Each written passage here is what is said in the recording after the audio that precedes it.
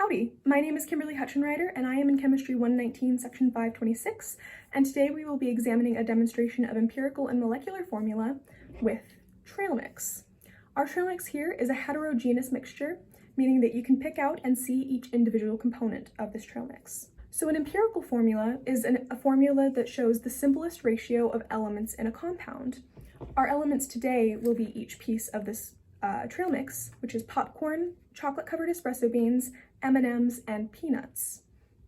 A molecular formula shows the specific amount of each element present in one molecule of our compound. Today, this bowl will be representing one molecule.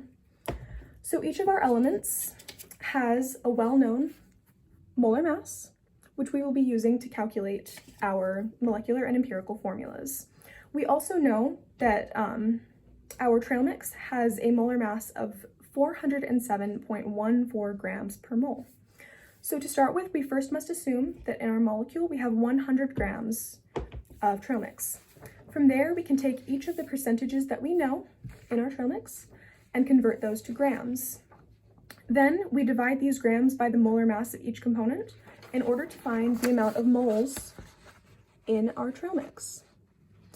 So this is our calculated amount of moles. The next step is to find the smallest amount of moles we have, which is our chocolate-covered espresso beans at 0.98 moles.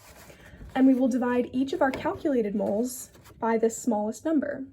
This will give us our subscripts for our empirical formula. Our empirical formula of our trail mix is C5PmCe. Now this empirical formula simply shows the ratio. It does not tell us how much trail mix is actually in this bowl. In order to find that out, we must find the mass.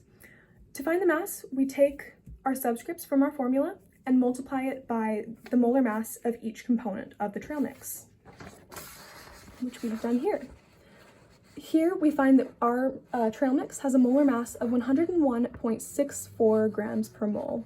And notice that we did multiply by our subscripts. So our trail mix has a mass of 407.14 grams, and that is clearly greater than our calculated 101.64 grams. To find our molecular formula, we must divide our known weight by our calculated grams, and this gives us 4. We can then multiply each of our subscripts in our empirical formula by 4 in order to find the overall molecular formula, which for our trail mix is C20P4M4CE4. That's all for today. As always, make sure that you appropriately remove all of your safety materials, clean up, and leave the lab.